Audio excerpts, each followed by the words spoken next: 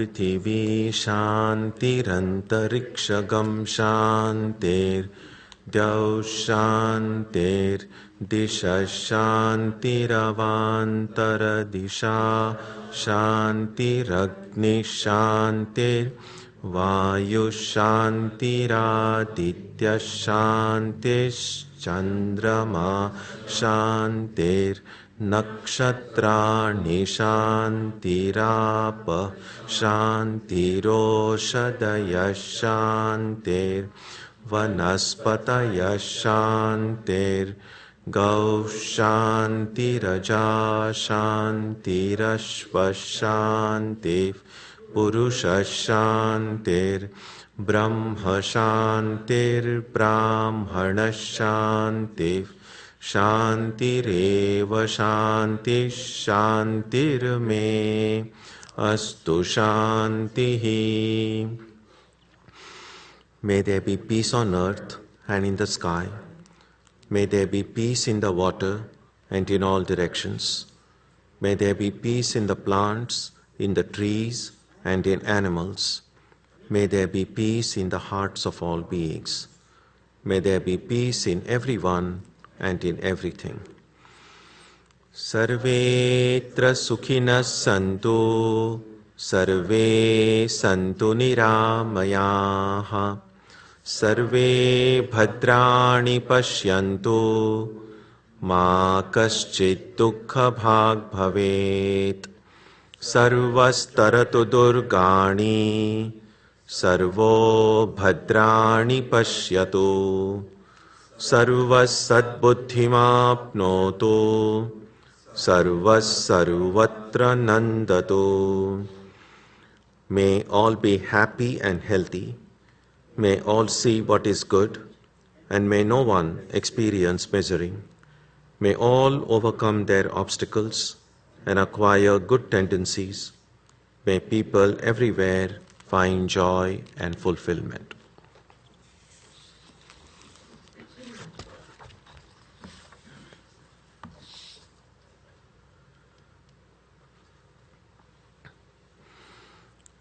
Let us now spend some time touching the center of peace and joy in our hearts. A good way to begin the practice is to withdraw the scattered energies of the mind and bring them to rest on one point. That point can be our own breathing.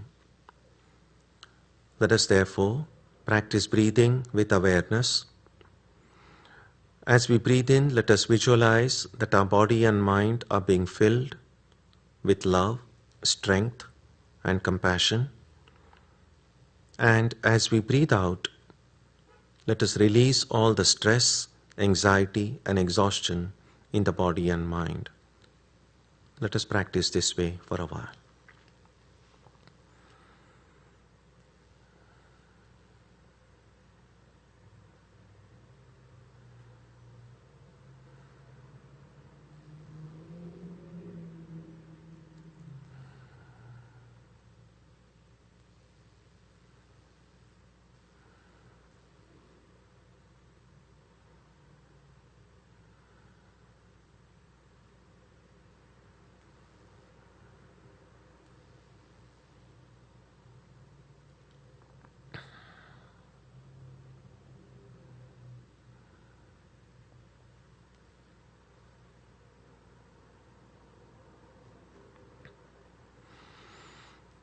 Let us now turn our attention to the region of our heart.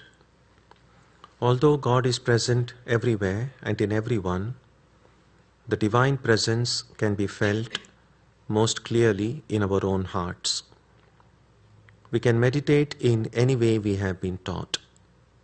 To remain focused, we can take the help of a short mental prayer or a mantra or a divine name. Let us now spend some time dwelling on the presence of God in our hearts.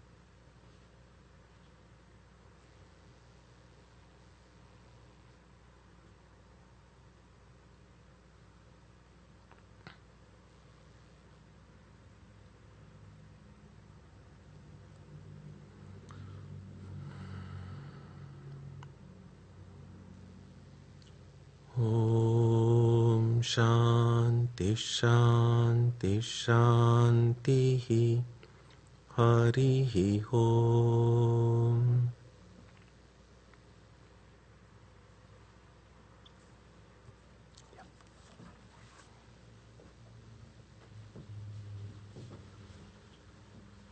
We will sing 6 stanzas on Nirvana on page 17.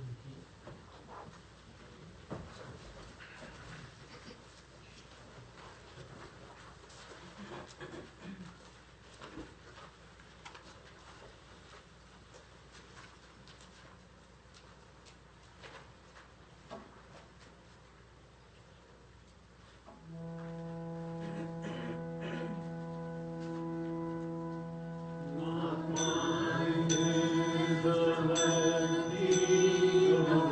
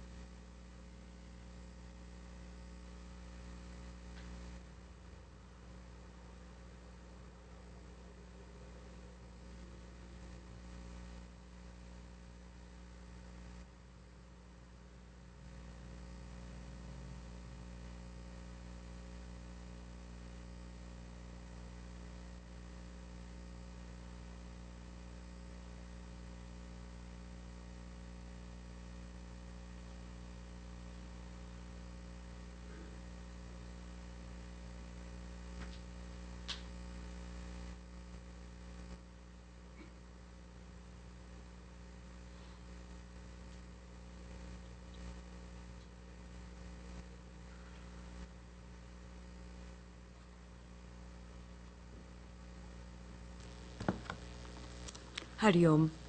I'll be reading a passage from the chapter 7 of the book, Sri Ramakrishna, A Prophet for the New Age. Akshay was a priestly colleague at the Dakshineshwar temple, an intimate companion of Ramakrishna. A pure soul, the young man possessed a strong devotional character and a good-natured, boyish simplicity.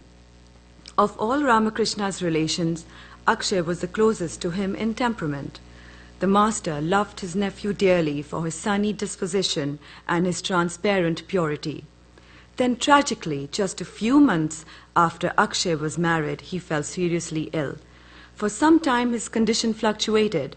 He would gain strength only to lose it again. But Ramakrishna was not at all hopeful.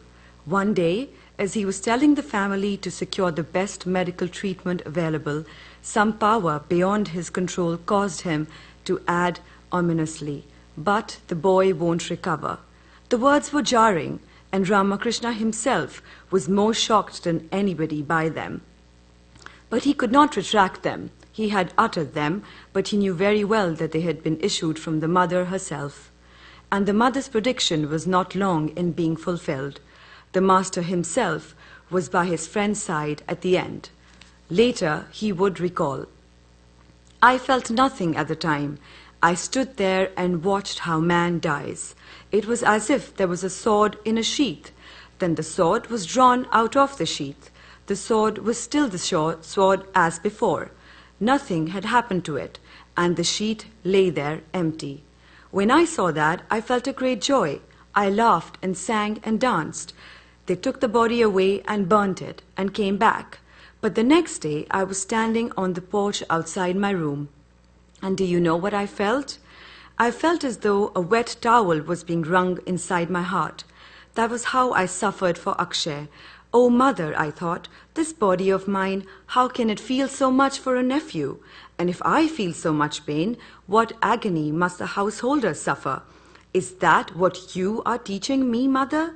But you know, those who hold on to the Lord, they do not lose themselves in grief."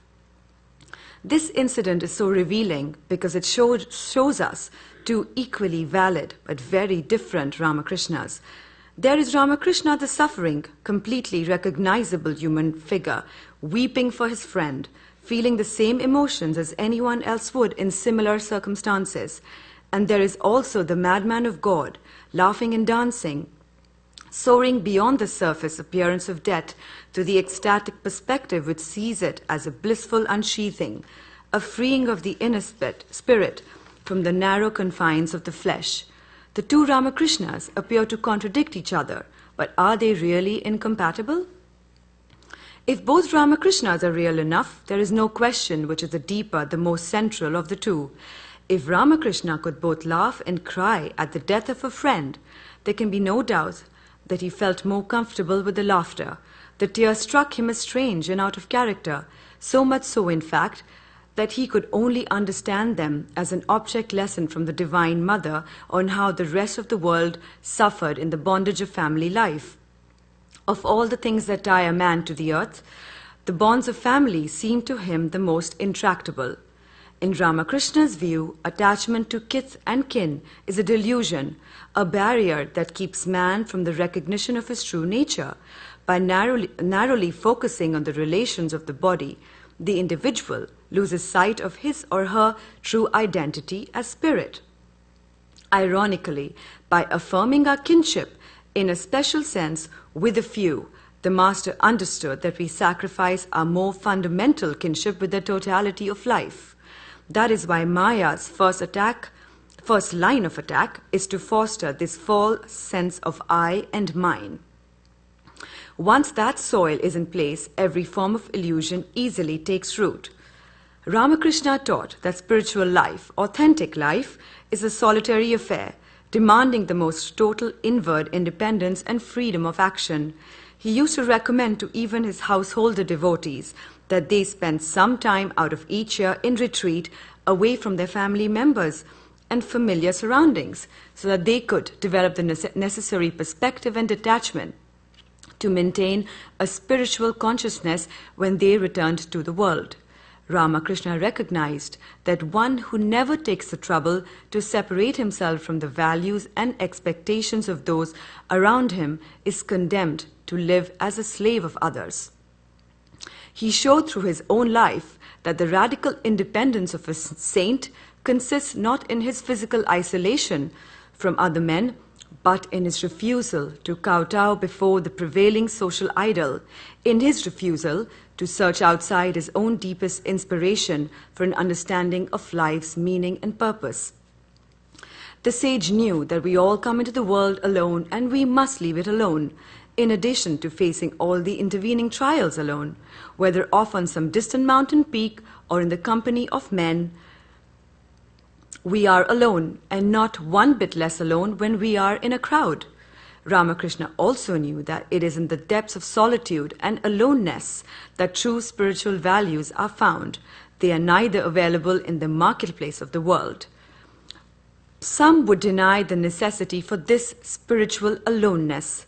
Most of us fear it because we make the mistake of confusing aloneness with loneliness. We fail to understand that accepting the undeniable fact of aloneness allows for a far deeper sense of connectedness with the whole of life than would a merely superficial clinging attachment to others. As a result, instead of embracing our condition as something creative and sacred, we try to escape from it entirely. We tell ourselves, here is my mother, my father, my husband, my wife, my children, my kinsmen, my countrymen. My identity and my fortunes are inextricably linked with theirs. If we cling tightly enough to them, we believe we are safe. If we cling tenaciously enough, we needn't bother to find our own way. We needn't trouble ourselves to investigate this wondrous and terrible mystery of a universe on our own. We are safe. We are absolved of responsibility. It is all very comforting. Repeated often enough, it may even become monotonously convincing. But it isn't true. Like a loosely woven garment that doesn't keep out of the wind or the cold, the defects become distressingly clear. Sooner or later, we find that clinging to others is clinging to a hill of sand, clinging to something made to change, something changing and shifting before our eyes, unreliable, a child of the wind. Ramakrishna was quick to point out that those who cling to the Lord will easily come to recognize their transcendent kinship with Him. They will be able to detach themselves in mind, if not in body, from their dependence on others. The body of necessity has relations with many other bodies. These last for a limited time only and bring in their wake a mixed brood of pleasures and pains. But the inner man, the soul, has only one relation, God, the Divine Mother, the nearest and dearest of all. Remaining firm in that conviction, the waves on the surface of life are unlikely to sway the devotee very much. He becomes liberated while still alive. The Master used to compare such a one to a duck that needs only to gently shake its body, and any water clinging to the feathers will fall away. He also compared the devotee of God to a lotus flower, with roots sunk deeply in the mud, while its blossom floats unsustained on the surface of the waves. In the same manner, the devotee might sink his roots very deeply in the world. He might be beaded all over with the water of the world. But the things of the world do not cling to him. They easily roll off his consciousness. Inwardly, he remains unstained. Do your duties, but keep your mind on God, the Master was to counsel time and again. Live with all, wife and children, father and mother, and serve them. Treat them as if they were very dear to you, but know in your heart of hearts that they do not belong to you.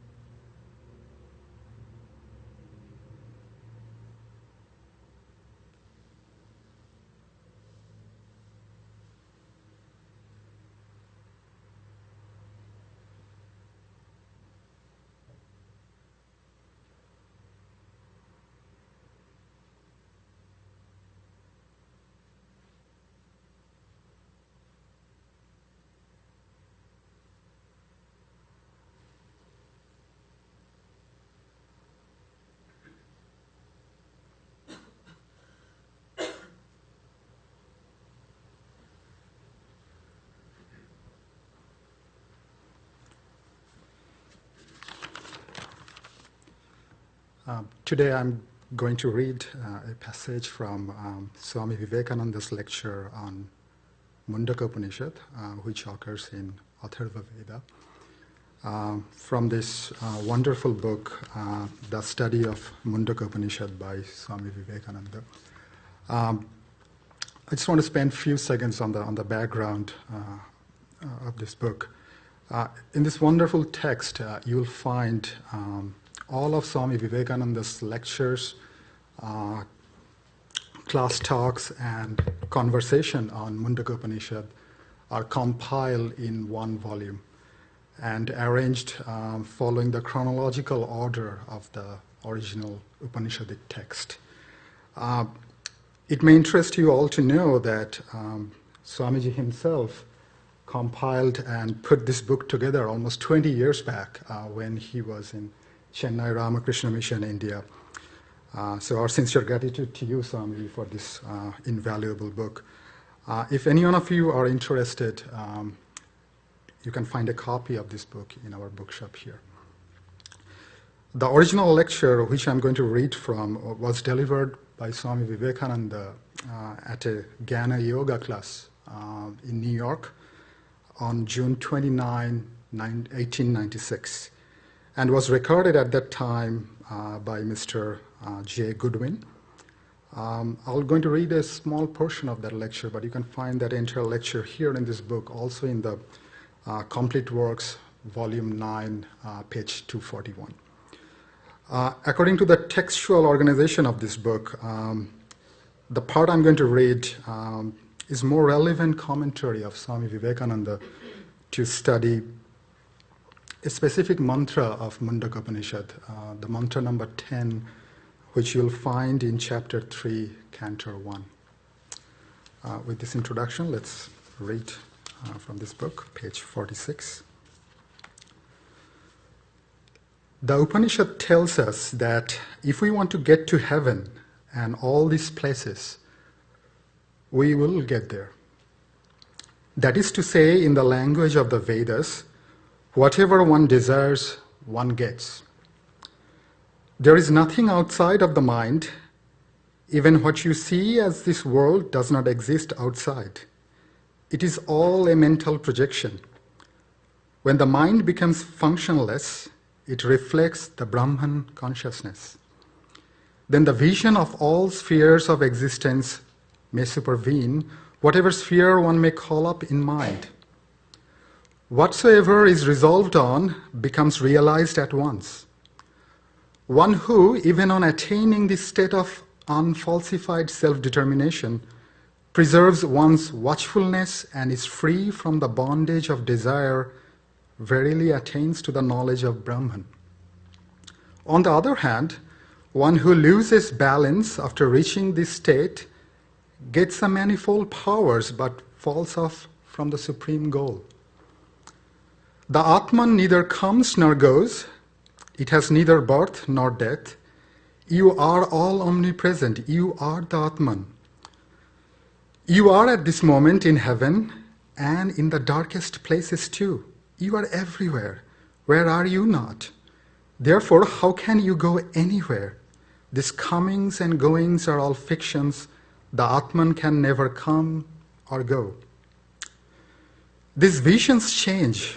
When the mind is in a particular condition, it sees a certain vision, dreams a certain dream. In our present condition, we are all seeing this world.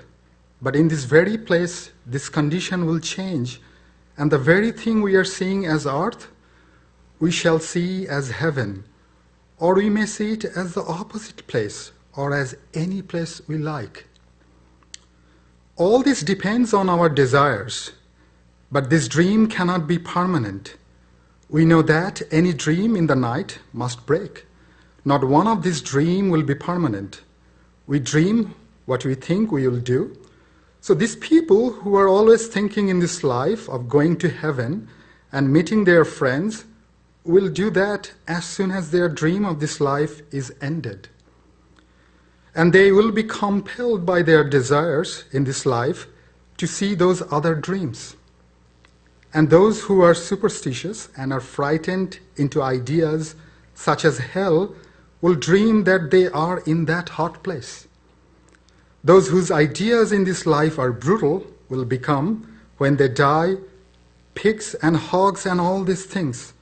Whatever we desire, we find. This Upanishad starts by telling us that those who know nothing better than a little road making or hospital building and such good works will have a good dream when they die. They will dream that they are in a place where they will have God bodies and can eat anything they like, jump about, go through walls, and so on, and sometimes come down and startle someone. In our mythology, there are devas who live in heaven. The devas are like angels, only some of them from time to time become wicked and find that the daughters of human beings are good. Our deities are celebrated for this sort of thing. What can we expect of them? They were here as simply hospital makers and have no more knowledge than other people. They did some good work with the result that they have become devas. They did their good work for fame or name or some reward and have got this reward, dreaming that they are in heaven and doing all these things. Then there are demons who have done evil in this life. But our book says that these dreams will not last very long. And then they will either come back and take the old dream again as human beings, or still worse. Therefore, according to these books, every sensible, right-thinking person should once and for all brush aside all such foolish ideas as heavens and hells. Two things exist in the world: dream and reality. What we call life is a succession of dreams. One dream is called heaven, another earth, another hell, and so on. One dream is called the human body, another the animal body, and so on. All these are dreams.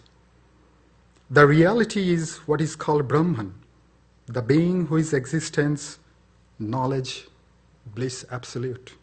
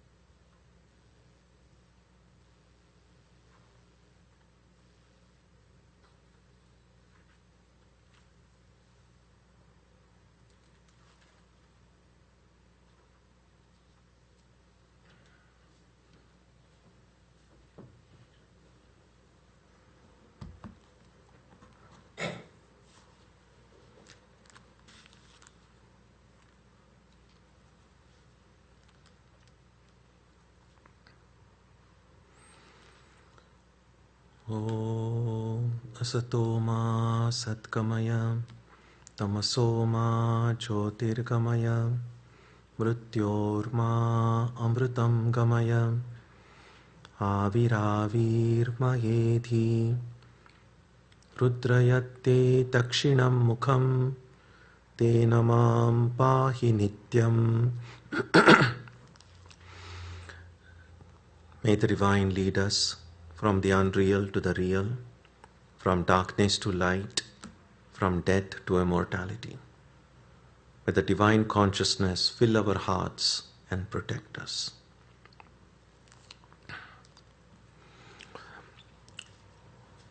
Every time the daylight saving ends or begins, one of the things that often comes to mind is about how much of our life and thinking is shaped by our notions of time. And on these two occasions in a year, and also of course if you go and fly often and you go across time zones, we suddenly recognize that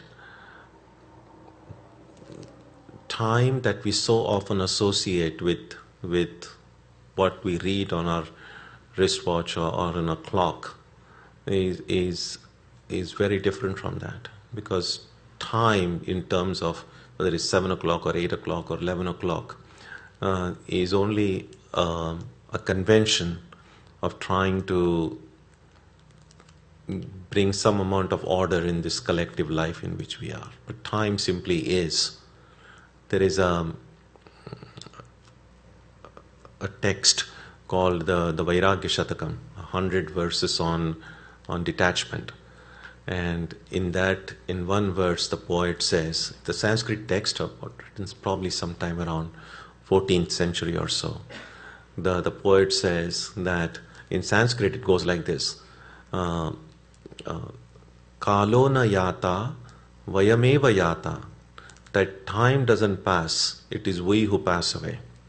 So again, that is another way time, the whole idea of time, plays tricks upon us. And that is why in Vedanta they say that we speak about ignorance. How does ignorance cover our understanding? Why is it that ignorance makes it difficult for us to encounter reality as it truly is? And what covers that truth, what covers that reality, is a kind of a veil or a screen that has come between me and that reality. And that screen is primarily made up of these three entities. In Sanskrit, that's called Desha, Kala, and Nimitta, meaning space, time, and causality. As human beings, with this human body and mind that we have, we are conditioned in thinking within the parameters of space, time, and causality. Our mind cannot think of anything which is beyond space. I mean, we can use the phrase beyond space, we can use the phrase beyond time, but beyond just a phrase, it really means nothing.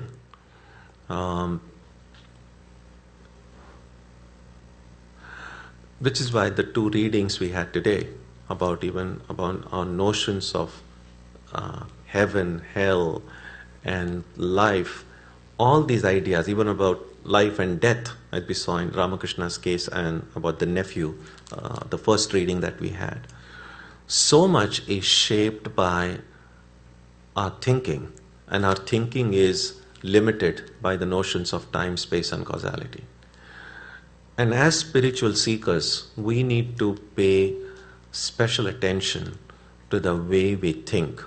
Thinking is a tremendous power, the power of thought, but it's also a power that is often ignored, or a power that we don't often pay too much attention to. Partly because we know that our thoughts are our own private something, that what's going on in our heads only we know. No one else knows what's going on in our heads. What others can see is this visible personality. Others can see the expression on my face, so then I can try to present myself to the world in the way I would like the world to take me to be. The world can see, people around me can see how I'm dressed, how I move, how I talk.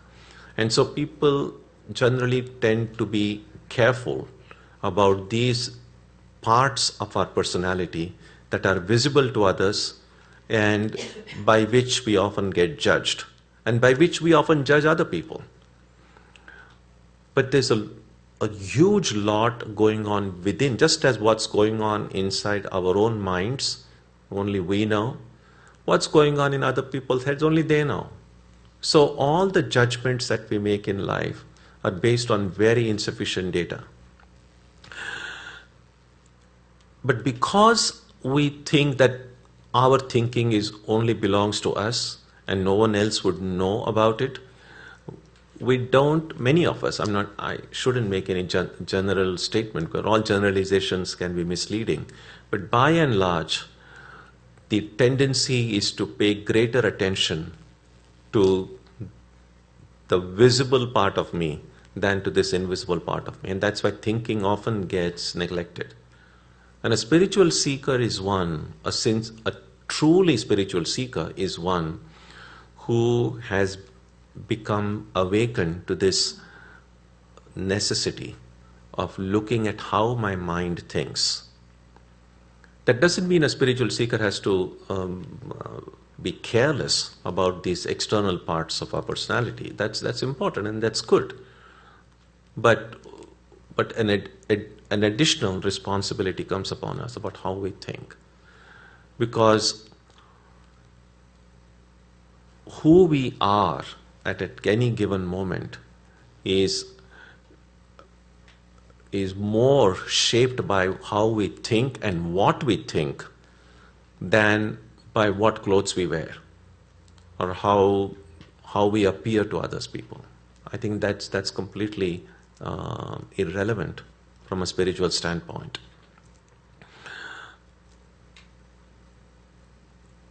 And when we start paying attention to how our mind works, how we think, we become aware of this kind of a wall of time, space and causality within which we move. We become aware of the hold slicing of time into past, present and future has upon us. How much of our life, how much time and energy we invest in past memories.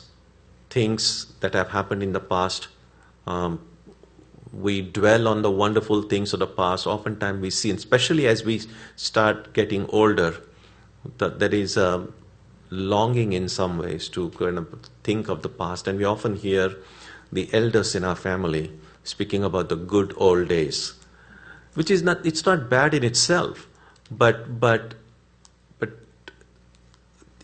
if we just keep on dwelling on the good old days, then we probably are not living our life in this present day.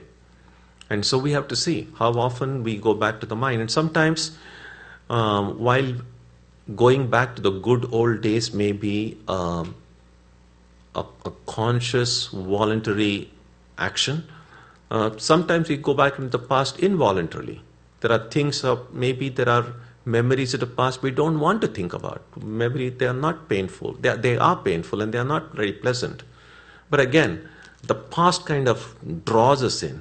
There are things we don't want to think about and it just won't go. So the past keeps on coming in our life. And of course, there is the future, the anxiety about the future, the uncertainty about the future.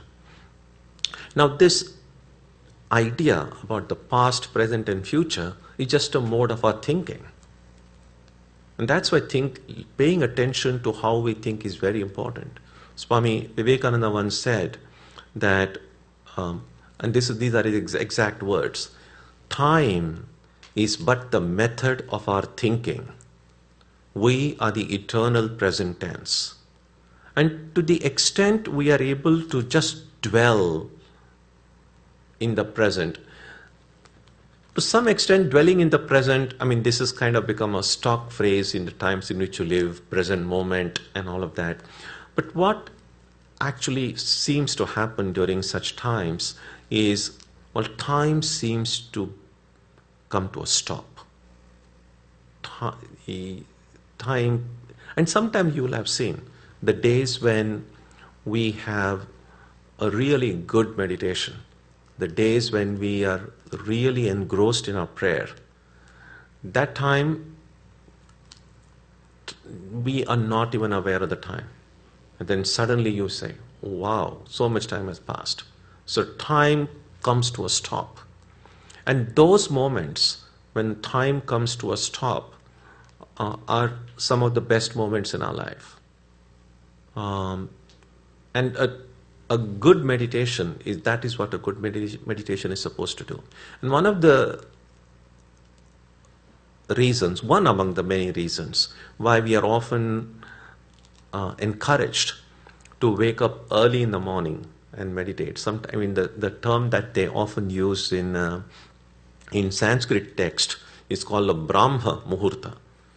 Now, which exactly is that auspicious time? The interpretations vary, but oftentimes the books say that the time the day meets night and the night meets the day, those are considered especially sacred. Now, for many of us, those moments might not seem specifically different from any other, but these great mystics who have acquired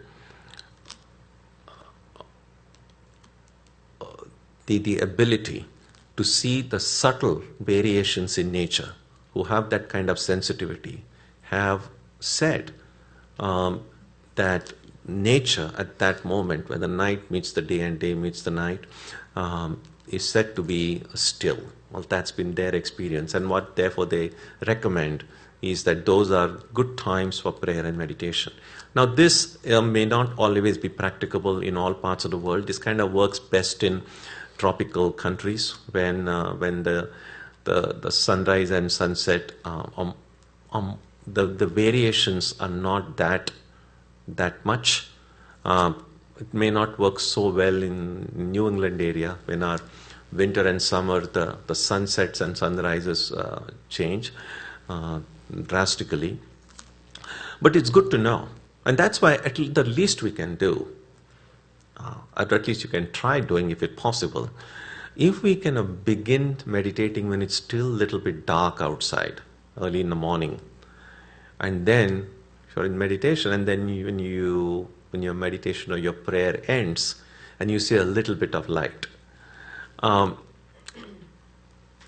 irrespective of what quality of meditation you have had that day, it just feels good that when you started praying, it was dark, and you opened your eyes, it's light. It may be a kind of a very minor joy, but there is just a way of that, of somehow some kind of a, I don't even know what to call it, some way of not exactly conquering time, but kind of not being bound by time. Again, as I said, this is not the only reason why we need to get up in the morning, but there is those of us who have attempted it may have experienced it. There is something wonderful about starting to meditate when it's dark, and then you open your eyes, and then it's a little bit different. So I just mentioned this to show how light and darkness, or the time we see on a clock, these are just methods of our thinking, and we need to find ways in our life when time stops. And it's not just only about meditation. When you are reading a very absorbing book, say a great novel that you find so interesting, or whichever activity, or you are engaged in singing or painting, if you're completely absorbed into that activity, time stops. You won't be. If you keep on looking at the clock every now and then, then really we are not putting our whole mind into that activity. And so, as spiritual seekers, I think this might be a helpful practice, that whatever spiritual discipline we employ in our daily life, whether it's a little bit of reading or japa or meditation, let's make a conscious effort that during those few minutes I'm engaged in doing that, let me not think about time. And not thinking about time really means not allowing my mind to make these excursions into the past and the future, and just being. In fact, that's the primary Vedanta practice. That can we just be? Whatever we add after that is actually a distraction. So even when I say I am praying, I am meditating, that's good. But when I get completely absorbed in an activity, even a person who is praying, when you begin your prayer, you might have this thing, I am praying. But when I get absorbed, if I'm all the time I'm remembering, I'm praying, then that's not much of a prayer, because there is still this ego being aware of its activity. So after a little while, when you begin a work, that I am even doing that work, that idea should disappear. You should just be. Sometimes they speak about being in the zone. Like this is a little bit like that. We just are, and that's a really wonderful experience. So this is just a thought that came to my mind this morning about the importance of observing our mind, what it thinks, how it thinks, and paying special attention to our thinking, because our actions, our words, our relationships, everything ultimately comes from the way we think. And thinking is the most important part, therefore, for both secular life as well as spiritual life. So that's something to pay special attention to. Om Jananim Saradam Devim Ramakrishnam Jagadgurum Padapadme Tayo Shritva Pranamami Muhurmuhu.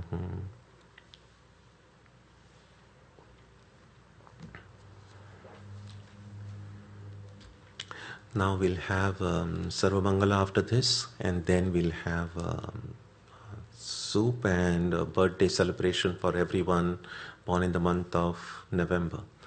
How many of you are born in the month of November? Good, Nama. So there is a big cake waiting for you now. That's very good. The upcoming programs in the month this week. So Tuesday and Saturday we'll have our Aarati and meditation as usual.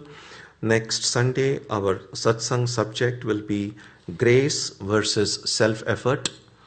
And on Wednesday we will continue with the study of Narada Bhakti Sutra. So let's do the prayer on page 3.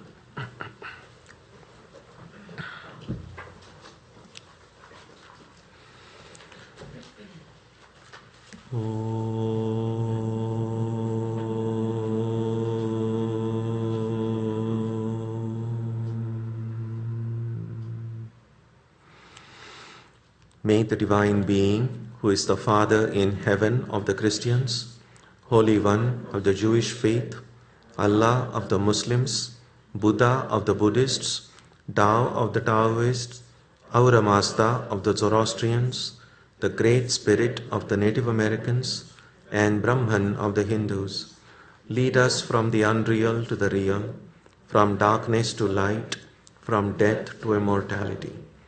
May we be granted strength, freedom, and clear understanding. May we learn to see God in our own hearts and in everyone around us. May God bless us all and fill our hearts with gratitude, grace, and love. Om Shanti Shanti Shanti. Peace, peace, peace be unto you.